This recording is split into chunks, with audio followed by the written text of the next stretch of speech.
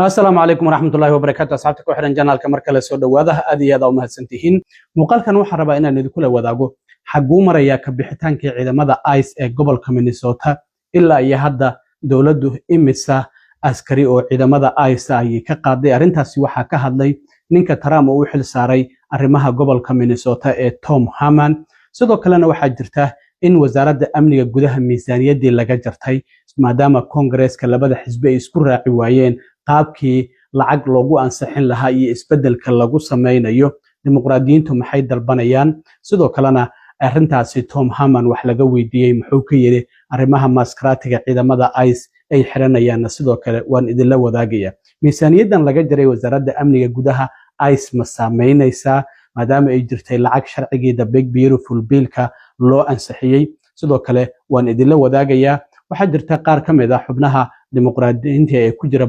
baarlamaanka gobolka Minnesota oo ay weheliyaan qareeno iyo dad ganacsiyada yaryar oo saaka shir jaraa'id qabtay sheegayna dawladdu in awoodeeda ay si xad dhaaf ah u isticmaashay markii ciidamada ICE iyo kuwa xuduudaha howlgallada ay ka wadeen gobolka Minnesota arrimahaasi waan idin la wadaagaya waxaan ognahay qamiistii ninka Trump uu xil saaray arrimaha gobolka Minnesota Tom Haman oo aqalka cad u qaabilsan arrimaha masaafurinta iyo waliba xuduudaha ayaa waxa uu sheegay in ciidamada ICE toddobaadkan gabi ahaanba ay isaga bixi doonaan gobolka Minnesota haddaba shalay ayaa waxa uu wareysi uu siiyay telefishinka CBS gaar ahaan barnaamijka Face the Nation la yiraahdo waxaana wax laga weydiiyay halka ay marayaan ka bixitaankii ciidamada ICE ee gobolka Minnesota waxaana uu sheegay ilaa ay hadda in 1,000 askari laga qaaday gobolka Minnesota waxa la qiyaasay ku dhawaad 3,000 askari inay joogeen waxaana uu sheegay maanta oo Isniina iyo Talaadada oo bari ah in boqolaal kale laga qaadi doono marka waxa uu yiri waan yareyn doonaa ciidamada kuwa yar ayaanan uga tagi doonaa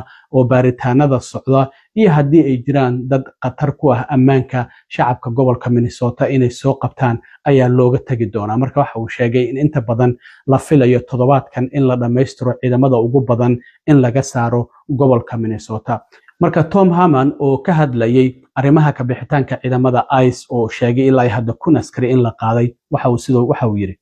Well, look, we already removed well over 1,000 people, and as of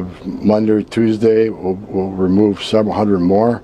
We'll get back to the original footprint, with the exception of the agents there to do the fraud investigation. Will stay there and continue their work until they're done. The agents investigating the church issue, where the people went into the church, they'll stay and get that work done. But there will be a small force, a security force, what we call RFQs, our security forces that will respond to when our agents are out and they get surrounded by agitators and things got out of control. And they'll remain for a short period of time just to make sure the coordination, the agreements we have with local and state law enforcement stay in place and they respond to a public safety threat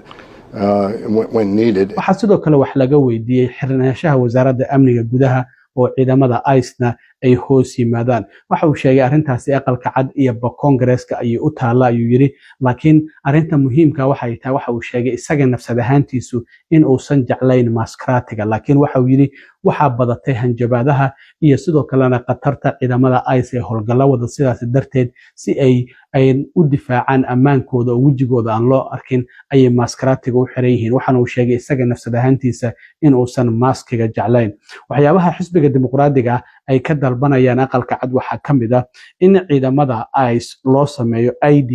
ay xirtaan iyo waliba oo lagu aqoonsan karo kaamarooyinkana loo xiro dhar lagu aqoonsan karo oo gaar ah oo uniform ah loo sameeyo sidoo kalena in laga mamnuuco ciidamada inay maskaratiga xirtaan waa ciidamada ICE oo wajigooda ay ku qarinayaan waxa la leeyahay wax sharci ah hadii ay sameynayaan maxay wajigooda ay u qarinayaan sidoo kalena inay joojiyaan in bulsho gaar ah ay bartilmaameedsadaan ama dadkan waa madow waa Somali ama waa Latino arrintaasi inay joojiyaan oo racial profiling-ka sidoo kalena waxa ah sharci ah in warrant uu garsoore maxkamadeed soo saxiixay in ay adeegsadaan marka ay doonayaan in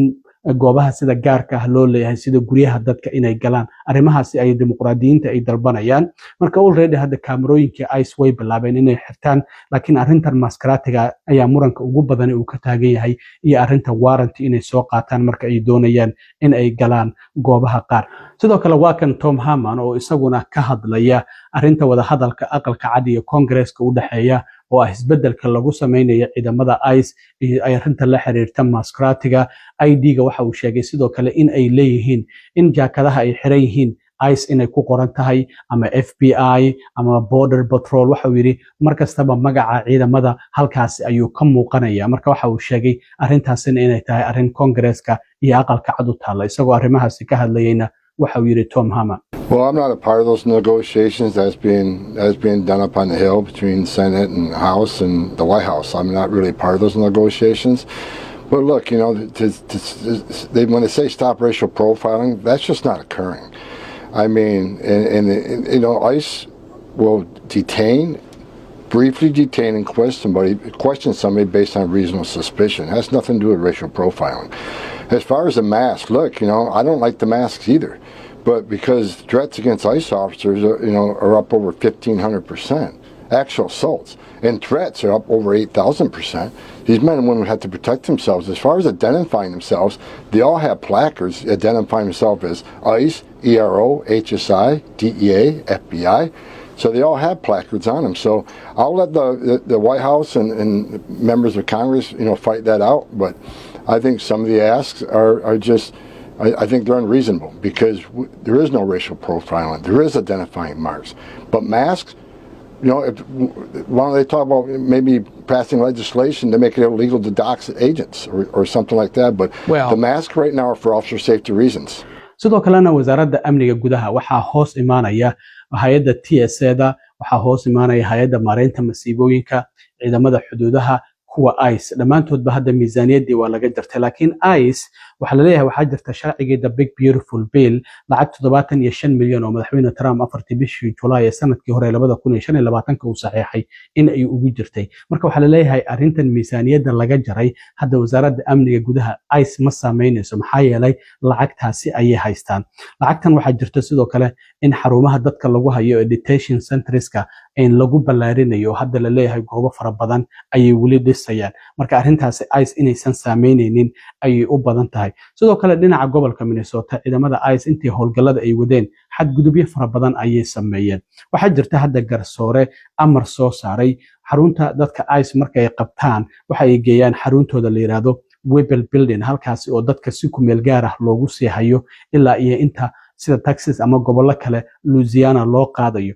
marka garsooraha amarka uu soo saaray waxa kamid ah qofka marka meesha la geeyo horta waa in registration number loo sameeyaa waxay sameyn jireen waxyaabaha hadda lagu qabsaday dawladda waxa kamid ah qofka marka ay qabtaan isla markiiba ay geeyaan Webel Building waa laga sii qaadaya diyaarad ayaa lagu qaadaya marka ay dadkii loo dacwoodo oo garsoore maxkamadeed uu amar ku bixiyo in qofkii la soo daayana way adkaanaysaa inay si degdeg ah ku soo daayaan marka waxa la leeyahay dawladdu amar maxkamadeed oo fara badan ayay jabisay oo dad la garsoore uu amar ku bixiyo in la soo daayo ayay haddana muddo xabsiga ay ku sii hayeen marka in registration loo sameeyo qofka ka hor intii aan laga qaadin qofkiiba waxa adagba in la helo meesha uu ku xiran yahay in la helo ayaa adagba isla markiiba waa la boodayaan sidoo kale waxa kamid ah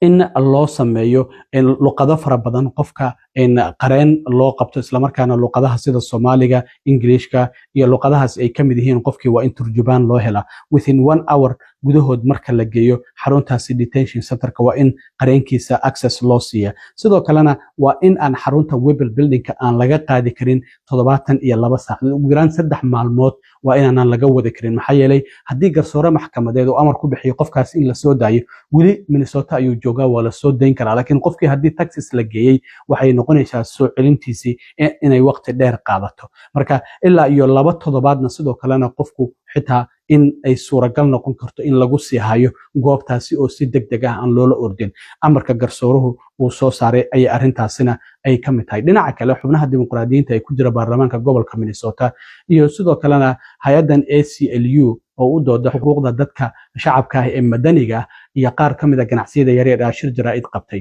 mid kamid ah qareenada ACLU ayaa waxa uu sheegay in dawladdu ilaa iyo hadda xadgudubyo fara badan oo dastuuri ah ay sameeyeen isla markaana awoodeeda ay ku xadgudubtay. Wuxuu yiri ilaa iyo 700 oo cabasho ayaa na soo gaartay. Qodobo kamid ah dastuurka ayay dawladdu jabisay oo dadka ayay ku xadgudubtay. Waxaana uu sheegay arrintaas isla xisaabtan inuu jiro oo gobolku tallaabooyin fara badan oo arrintaas la xiriira uu qaadayo. Haddaba waa kan isagoo shirki jaraa'id oo maanta ay xubnaha dimuqraadiyiinta ay qabteen isaguna uu qayb ka ahaa ka hadlay. What we have witnessed in the last 2 months is one of the largest deprivations of constitutional protections in the history of our state. It has touched every corner of our state, every aspect of daily life, and the full extent of the harms of Operation Metro Surge are just beginning to be felt and to be tallied. Minnesotans have been detained, Minnesotans have been disappeared, and Minnesotans have been killed by reckless, unaccountable federal agents. The Department of Homeland Security, Customs and Border Protection, and Immigration and Customs Enforcement have trampled on our constitutional protections, violating the 1st, 2nd, 4th, 5th, 6th, and 10th Amendments. The ACLU of Minnesota has received over 700 reports of constitutional violations in the 2 months that our reporting portal has been active. That's nearly 200 more than when I testified before the Senate at the end of January. The federal government has not only violated the rights of Minnesota and Minnesotans, they have trampled on the separation of powers, violating nearly 100 federal court orders in January alone. This is a constitutional system at risk of breakdown. When Minnesotans' constitutional rights are violated, their attorneys go to courts to seek remedies, and when the courts grant those remedies, the federal government must comply. When the federal government does not comply, you arrive at where we are now. Thousands of Minnesotans separated from their families, unable to contact their attorneys, unable to locate their lost family members, detained in squalid conditions around the country, and treated as pawns in the federal government's campaign of racial and ethnic violence. The good news is that the state of Minnesota is not powerless. The state can act. The state can act to protect community spaces like schools, daycares, healthcare facilities, and courtrooms. The state can act to disentangle itself and its political subdivisions from this federal violence.